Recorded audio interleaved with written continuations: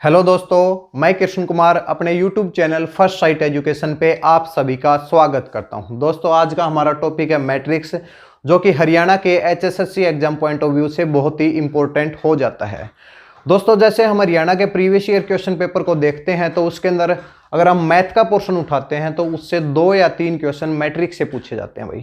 ठीक है, तो आपके एग्जाम पॉइंट ऑफ व्यू से मैट्रिक्स बहुत ही इंपॉर्टेंट टॉपिक है। तो आज हम इसकी शुरुआत करेंगे, बिल्कुल बेसिक से इसको स्टार्ट करेंगे और फिर जो प्रीवियस ईयर क्वेश्चन के अंदर जो भी क्वेश्चन पूछे गए हैं उनको डिस्कस करेंगे भाई। ठीक है, तो बिल्कुल बेसिक से पहले जान लेते हैं भाई मैट्रिक्स है क्या। तो मैट्रिक्स क्या है भाई? तो मैट्रिक्स है it is an the arrangement of element भाई। इसको बोला जाता है भाई अरेंजमेंट्स ऑफ एलिमेंट भाई। तो एलिमेंट्स के अरेंजमेंट को मैट्रिक्स बोला जाता है। और अरेंजमेंट होगा किस प्रकार से? तो अरेंजमेंट होगा भाई रो और कॉलम के अंदर, रो और कॉलम के अंदर, रो और कॉलम के अंदर। रो आप सभी लोग जानते हैं कि कितनी हॉरिजेंटल लाइन जितनी होती है उनको क्या बोला जाता है? रो बोला जाता है।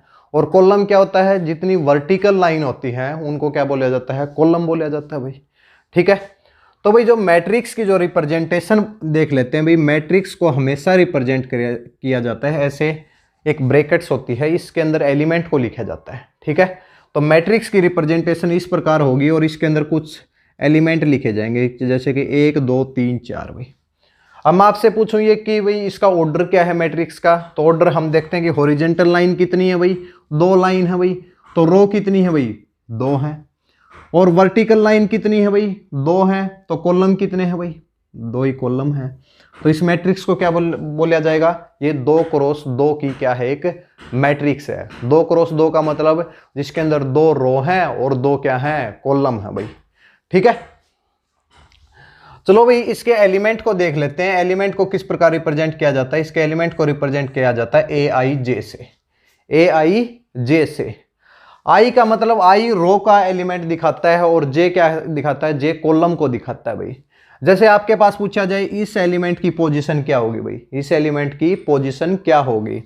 तो हम देख रहे हैं इसके अंदर क्या है, ये क्या है? फर्स्ट रो और फर्स्ट कॉलम है। तो इस एलिमेंट की रिप्रेजेंटेशन क्या होगी? आई की वैल्यू भी 1 होगी और जे की वैल्यू भी 1 होगी। तो इस मैट्रिक्स के अंदर A11 क्या है? 1 है भाई। अब ये एलिमेंट है भाई, मैं आपसे पूछूं A12 क्या होगा भाई? A12 का मतलब क्या है कि पहली रो और दूसरा कॉलम भाई। तो पहली रो और दूसरा कॉलम के अंदर कौन सा एलिमेंट है? 2 एलिमेंट है भाई। तो 2 आ जाएगा भाई। फिर आपके पास पूछा जाए A21 क्या होगा भाई? मतलब सेकंड रो फर्स्ट कॉलम के अंदर कौन सा एलिमेंट है? सेकंड रो फर्स्ट कॉलम के अंदर कौन सा एलिमेंट है? 3 है भाई। 3 आ जाएगा। और फिर ये A22 है, कितना हो जाएगा? ये 4 हो जाएगा भाई। ठीक है, तो AIJ क्या दिखाता है? AIJ दिखाता है आपकी एलिमेंट की पोजीशन को दिखाता है भाई। ठीक है, और जब AIJ को किसी इस ब्रैकेट्स के अंदर बंद कर दिया जाएगा तो ये क्या हो जाएगी? ये मैट्रिक्स की रिप्रेजेंटेशन हो जाएगी। और फिर AIJ के बाहर हम लिखते हैं, जैसे कि मैंने लिख दिया 2 क्रॉस 2 भाई। तो इसका मतलब ये होगा कि 2 तो इसके अंदर रो है और 2 क्या है? कॉलम है। तो देखिए भाई कि AIJ तो दिखाता है एलिमेंट को भाई, AIJ। और जब इसको ब्रैकेट्स के अंदर बंद करते हैं तो ये हो गए भी मैट्रिक्स। और मैट्रिक्स के बाहर लिखा जाता है उसका ऑर्डर भाई। तो जैसे मैंने 2 क्रॉस 2 लिख दिया, तो यानी कि 2 इसके अंदर क्या है? रो है और 2 क्या है? कॉलम है। मीन्स आई की ज्यादा से ज्यादा वैल्यू क्या हो सकती है? 2 हो सकती है। और जे की ज्यादा से ज्यादा वैल्यू क्या हो सकती है? 2 हो सकती है। ठीक है, चलो भाई ये मैट्रिक्स तो हमने समझ ली कि भाई इसका होता है कि अरेंजमेंट्स होता है भाई एलिमेंट का, और इसको डिनोट किस प्रकार किया जाता है। और इसके बाद इसके टाइप जान लेते हैं भाई, मैट्रिक्स के टाइप क्या होते हैं भाई। ठीक है, तो इसका जो पहला टाइप है मैट्रिक्स का पहला टाइप है वो है रो मैट्रिक्स भाई। क्या है? Row matrix. Row matrix. Row matrix क्या होती है भाई? एक ऐसी मैट्रिक्स जिसके अंदर क्या हो? एक ही रो हो भाई। कॉलम कितने भी हों लेकिन रो कितनी होनी चाहिए? एक होनी चाहिए। तो मैट्रिक्स की रिप्रेजेंटेशन तो ये होती है भाई। जैसे 1 2 3 4 5, जैसे ये एक मैट्रिक्स है। इसके अंदर रो क्या है? हॉरिजेंटल लाइन कितनी है? एक है। तो इस मैट्रिक्स को क्या बोला जाएगा? 1 क्रॉस। वर्टिकल लाइन कितनी है भाई? 5 लाइन है भाई। तो 1 क्रॉस 5। तो मैट्रिक्स क्या होगी? 1 क्रॉस 5। लेकिन इसके अंदर रो कितनी है? एक है। तो इसको क्या बोला जाएगा, रो मैट्रिक्स। एक ऐसी मैट्रिक्स जिसके अंदर केवल एक ही रो हो, तो ऐसी मैट्रिक्स को बोला जाता है रो मैट्रिक्स। दूसरी है कि भाई कॉलम मैट्रिक्स। भाई कॉलम मैट्रिक्स, कॉलम मैट्रिक्स क्या होती है, जैसे कि रो मैट्रिक्स है वैसे ही कॉलम मैट्रिक्स है। कॉलम मैट्रिक्स है जिसके अंदर केवल एक कॉलम हो, मींस एलिमेंट का जो रिप्रेजेंटेशन इस तरीके से हो गई 1 2 3 4 भाई, ठीक है। यानी कि वर्टिकल लाइन के अलोंग जब हम बात करते हैं तो क्या होता है, वो होती है कॉलम मैट्रिक्स। जब हम हॉरिजॉन्टल लाइन के अलोंग बात करते हैं तो वो कौन सी होती है, वो होती है रो मैट्रिक्स भाई। और तीसरे प्रकार की जो मैट्रिक्स हम डिस्कस करेंगे वो होती है रेक्टेंगुलर मैट्रिक्स। रेक्टेंगल, रेक्टेंगल आप सभी लोग जानते हैं जिसके अंदर लेंथ और ब्रेथ कभी इक्वल नहीं होती हैं। जब लेंथ और ब्रेथ इक्वल हो जाए तो क्या बन जाता है, स्क्वायर बन जाता है भाई। तो भाई एलिमेंट का इस प्रकार अरेंजमेंट है कि कभी भी रो और कॉलम इक्वल ना हो। मींस जैसे कि मेरे पास एक मैट्रिक्स है 1 2 3 और ये एलिमेंट लिख दिए भाई मैंने इस तरह से, ठीक है। आप बताइए कि इसके अंदर रो कितनी है भाई, रो तो कितनी है 2 हैं, और कॉलम कितने हैं भाई, वर्टिकल लाइन के अंदर 3 कॉलम है भाई। तो 2 क्रॉस 3 क्या होगी, इस मैट्रिक्स का ऑर्डर है। तो इसके अंदर रो तो 2 हैं और कॉलम कितने हैं, 3 हैं, तो दोनों इक्वल नहीं है भाई।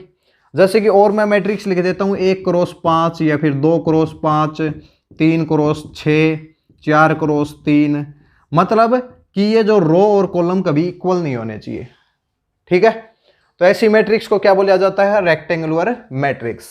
फिर बात आती है कि अगर ये दोनों इक्वल हो जाएं, मींस अगर कोई मैट्रिक्स 1 क्रॉस 1 की हो गई, या फिर 2 क्रॉस 2 की हो, 3 क्रॉस 3, 4 क्रॉस 4, 5 क्रॉस 5, अगर ऐसी मैट्रिक्स आ जाए 1 क्रॉस 1 या 2 क्रॉस 2, 1 क्रॉस 1 में कितने एलिमेंट होंगे, 1 एलिमेंट होगा, 2 क्रॉस 2 में 4, 3 क्रॉस 3 में 9 एलिमेंट होंगे, 4 क्रॉस 4 में 16 होंगे, 5 क्रॉस 5 में 25 होंगे भाई।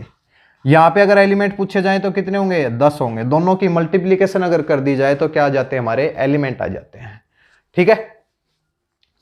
तो भाई अगले टाइप की जो मैट्रिक्स है वो है स्क्वायर मैट्रिक्स भाई। स्क्वायर मैट्रिक्स एक ऐसी मैट्रिक्स जिसके अंदर उसके जो रो हैं और कॉलम दोनों इक्वल हो जाएं, तो ऐसी मैट्रिक्स को क्या बोला जाता है, स्क्वायर मैट्रिक्स। जो मैट्रिक्स बनेगी वो स्क्वायर के तरीके से बनेगी भाई। जैसे कि स्क्वायर मैट्रिक्स होगी 1 2 3 4, क्या बन गया भाई, ये एक स्क्वायर बन गया भाई। तो एलिमेंट का जो अरेंजमेंट है वो स्क्वायर टाइप में हो, और जब रेक्टेंगल टाइप में हो तो रेक्टेंगुलर मैट्रिक्स, कॉलम के टाइप में हो तो कॉलम मैट्रिक्स, और रो के टाइप में हो तो रो मैट्रिक्स होती है भाई, ठीक है। इसके बाद बात आती है भाई, पांचवा जो टाइप है वो है डायगोनल मैट्रिक्स भाई। क्या है, पांचवा जो टाइप है वो है डायगोनल मैट्रिक्स भाई। Diagonal matrix, diagonal matrix. तो डायगोनल मैट्रिक्स क्या होती है भाई, डायगोनल मैट्रिक्स के अंदर अरेंजमेंट किस प्रकार होता है, तो ये तो हो गया भाई मैट्रिक्स का रिप्रेजेंटेशन भाई, ठीक है। तो डायगोनल मैट्रिक्स के अंदर सबसे पहले हम डायगोनल एलिमेंट लिख लेते हैं भाई। तो डायगोनल एलिमेंट किस प्रकार होंगे, इस प्रकार होंगे भाई, अलोंग दी डायगोनल। मान लिया कि एक मैट्रिक्स है 2 क्रॉस 2 की एक मैट्रिक्स है, उसके अंदर डायगोनल एलिमेंट मैंने लिख लिया 1 और 4 लिख लिया भाई। अब ये नॉन डायगोनल एलिमेंट, एक एलिमेंट यहां आएगा, एक एलिमेंट यहां आएगा, इन दोनों को मैंने कर दिया 0 भाई, 0, ठीक है। तो एक मैट्रिक्स है 2 क्रॉस 2 की एक मैट्रिक्स है जिसके अंदर डायगोनल एलिमेंट मैंने लिख दिए, कुछ भी हो सकते हैं एलिमेंट, लेकिन जो नॉन डायगोनल एलिमेंट है वो 0 है भाई। तो डायगोनल मैट्रिक्स की क्या डेफिनेशन है, डायगोनल मैट्रिक्स के अंदर जो नॉन डायगोनल एलिमेंट होते हैं वो हमेशा क्या होते हैं, 0 होते हैं। एक ऐसी मैट्रिक्स जिसके अंदर नॉन डायगोनल एलिमेंट 0 हो, ऐसी मैट्रिक्स को क्या बोला जाता है, डायगोनल मैट्रिक्स बोला जाता है, ठीक है। और आगे की तरफ बढ़ते हैं भाई, scalar matrix. Scalar matrix, scalar matrix भाई, स्केलर मैट्रिक्स क्या होती है भाई, तो स्केलर मैट्रिक्स क्या है, डायगोनल मैट्रिक्स का ही एक टाइप है। स्केलर मैट्रिक्स एक डायगोनल मैट्रिक्स का ही टाइप है। डायगोनल मैट्रिक्स में क्या है कि डायगोनल एलिमेंट 0 नहीं है, लेकिन नॉन डायगोनल एलिमेंट 0 है। लेकिन यहां पे क्या होगा कि डायगोनल एलिमेंट क्या हो जाए, 1 1 या फिर 4 4 लिख दिया भाई मैंने, 0 0, मीन्स नॉन डायगोनल एलिमेंट तो 0 ही रहेंगे, लेकिन जो डायगोनल एलिमेंट है वो इक्वल हो जाए। डायगोनल एलिमेंट क्या हो जाए, इक्वल हो जाए। तो उसको क्या बोला जाएगा, उसको बोला जाएगा स्केलर मैट्रिक्स। मीन्स क्या हो जाएगा कि Aij जो एलिमेंट हैं, यानी कि A11, A22, A33, यही तो डायगोनल एलिमेंट होंगे, A44, ये सब कोई क्या हो, कोई स्केलर है, यानी कि k कोई नंबर के इक्वल हो जाए। जैसे यहाँ पे 4 है, अब यहाँ पे अगर मैं 5 लिख देता हूँ, 5 और 5, तो ये भी क्या हो जाएगा, ये भी हो जाएगी स्केलर मैट्रिक्स। स्केलर मैट्रिक्स आ जाएगी जिसके अंदर डायगोनल एलिमेंट क्या हो, इक्वल हो, उसको क्या बोला जाता है, स्केलर मैट्रिक्स बोला जाता है। फिर अगली जो मैट्रिक्स है उसको हम बोलते हैं भाई आइडेंटिटी मैट्रिक्स। हुई आइडेंटिटी मैट्रिक्स, मैट्रिक्स या फिर यूनिट मैट्रिक्स भी बोलते हैं भाई, यूनिट मैट्रिक्स। ये भी क्या है, ये किसका टाइप है भाई, ये स्केलर का टाइप है। स्केलर के अंदर एलिमेंट इक्वल हैं, डायगोनल एलिमेंट इक्वल हैं, लेकिन आइडेंटिटी मैट्रिक्स के अंदर बोल दिया गया कि जो एलिमेंट होगा वो क्या होगा, 1 होगा भाई। नॉन डायगोनल एलिमेंट तो क्या होंगे, 0 होंगे भाई, ये 0 हो गए भाई, ठीक है। लेकिन जो डायगोनल एलिमेंट है वो 1 होगा भाई। इसमें कोई भी एलिमेंट हो सकता है लेकिन इक्वल होना चाहिए। इसमें क्या है कि 1 होना चाहिए भाई। तो भाई आप लोगों को ये बात समझ में आ गई होगी कि आइडेंटिटी या यूनिट मैट्रिक्स के अंदर डायगोनल एलिमेंट क्या होते हैं, 1 होते हैं। स्केलर मैट्रिक्स के अंदर क्या होते हैं, डायगोनल एलिमेंट इक्वल होते हैं। और फिर है डायगोनल मैट्रिक्स जिसके अंदर इक्वल नहीं होते हैं, लेकिन नॉन डायगोनल एलिमेंट हर केस में क्या है, 0 होना चाहिए, ठीक है। इसके बाद अगले टाइप की तरफ बढ़ते हैं, और अगला टाइप है, आज हम भाई टाइप डिस्कस करेंगे और टाइप के बाद 1-2 क्वेश्चन लेंगे भाई, ठीक है। तो जो अगला टाइप इसके अंदर है, अगला टाइप है अपर ट्रायंगुलर मैट्रिक्स भाई। क्या है, upper triangular matrix. Upper triangular matrix, upper triangular matrix में क्या होता है कि एलिमेंट का अरेंजमेंट इस प्रकार होता है कि जो डायगोनल एलिमेंट है उसके ऊपर क्या हो जाए, एक उसको अगर एक साइड मान लिया जाए और ऊपर की तरफ क्या हो जाए, एक ट्रायंगल बन जाए भाई, ठीक है। किस प्रकार अरेंजमेंट होगा भाई, ठीक है। डायगोनल एलिमेंट को लिख लेते हैं 1 और 4 हो जाए, और ऊपर की तरफ यानी कि 2 क्रॉस 2 की एक मैट्रिक्स ले ली भाई मैंने। अब ऊपर की तरफ अरेंजमेंट करना है कि क्या हो जाए कि एक ट्रायंगल बन जाए। मान लिया कि मैंने 3 यहाँ पे ले दिया, तो ये ट्रायंगल बन जाएगी भाई, इस तरीके से ट्रायंगल बन जाएगी, और नीचे वाला एलिमेंट 0 हो जाएगा। मींस अपर ट्रायंगुलर मैट्रिक्स के अंदर क्या होते हैं कि जो डायगोनल एलिमेंट हैं उसके नीचे के सारे एलिमेंट क्या होते हैं, 0 होते हैं। 3 क्रॉस 3 में एक एग्जाम्पल ले लेते हैं भाई, ये तो 2 क्रॉस 2 का हो गया, 1 2 3, ठीक है। फिर यहाँ पे मैंने लिख दिया 0, यहाँ पे 5 6, यहाँ पे 7, यहाँ पे 0 0, और यहाँ पे लिख दिया 8, ठीक है।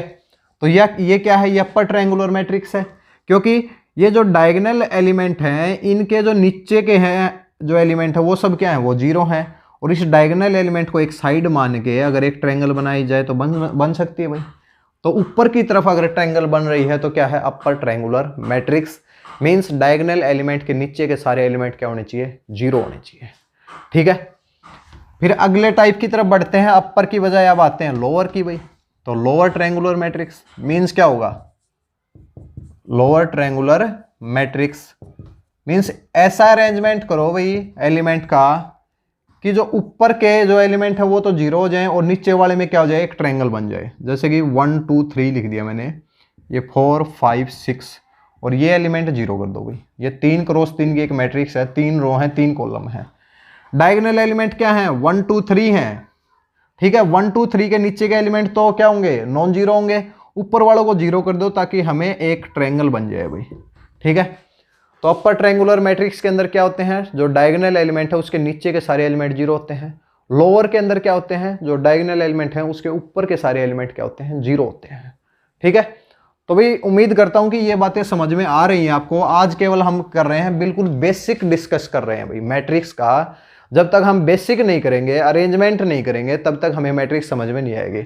हम डायरेक्ट अगर मल्टीप्लिकेशन करने लग गए तो हमें जल्दी समझ में नहीं आएगा, ठीक है। हमें जब यही नहीं पता होगा Aij क्या है भाई, तब तक हम किस प्रकार करेंगे। जब तक हमें उनके ऑर्डर का नहीं पता है तो कैसे हम मल्टीप्लाई करेंगे भाई, ठीक है। इसके बाद अगली जो टाइप है वो है नल मैट्रिक्स भाई। क्या है, नल मैट्रिक्स भाई। नल मैट्रिक्स या फिर जीरो मैट्रिक्स भाई, जीरो मैट्रिक्स। नल मैट्रिक्स या जीरो मैट्रिक्स। नल मैट्रिक्स क्या होती है भाई, नल मैट्रिक्स या जीरो मैट्रिक्स एक ऐसी मैट्रिक्स होते हैं जिसके अंदर जो सारे एलिमेंट हैं क्या होते हैं, जीरो होते हैं। सारे एलिमेंट क्या होते हैं, जीरो होते हैं।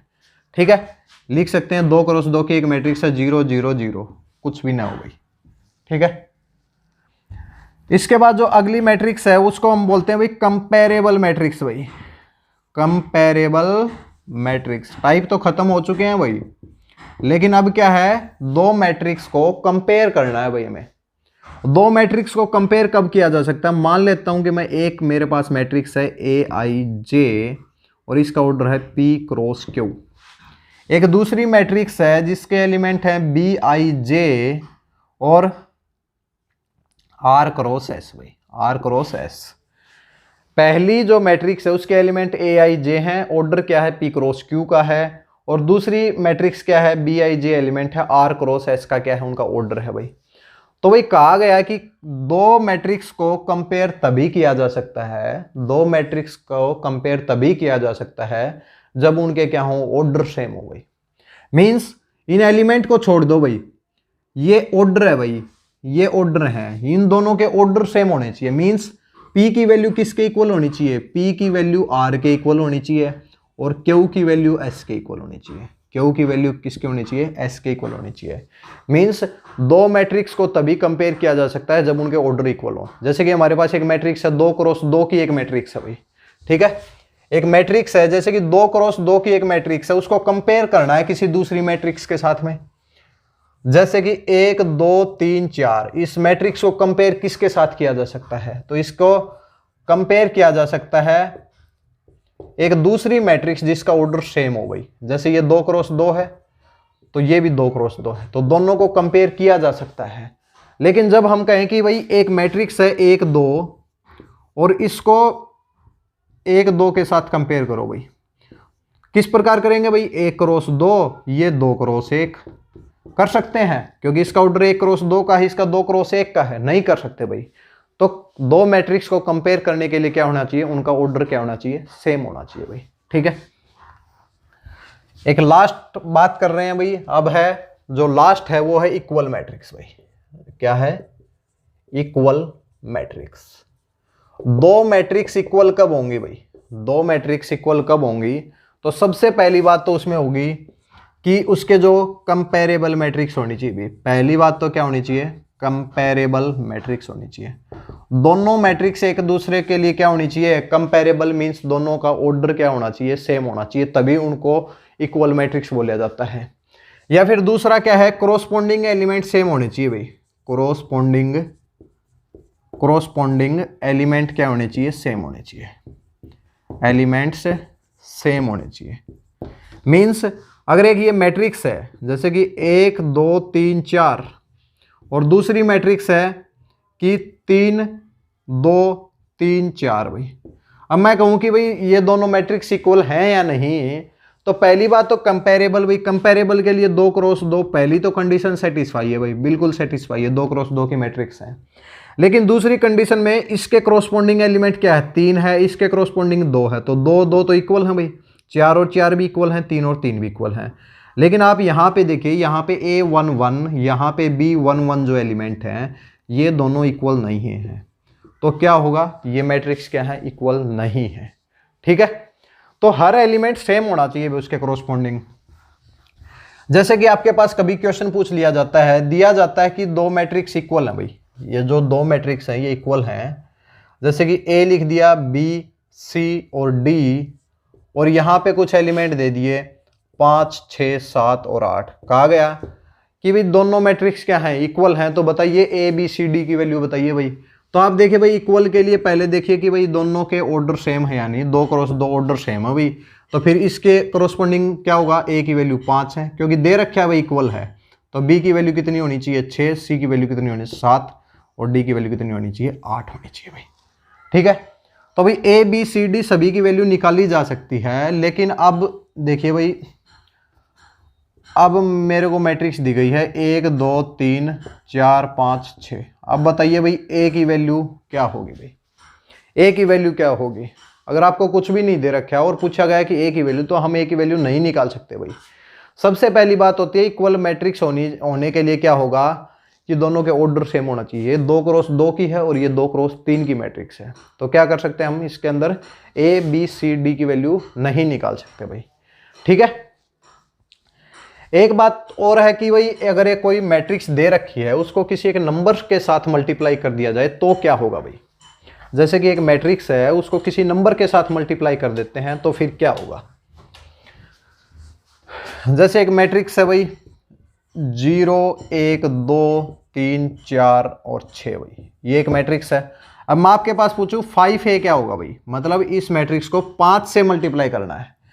तो भाई कभी भी अगर किसी नंबर के साथ किसी मैट्रिक्स को मल्टीप्लाई करना है किसी स्केलर नंबर के साथ तो उसके हर एलिमेंट को उस नंबर से मल्टीप्लाई कर दो भाई।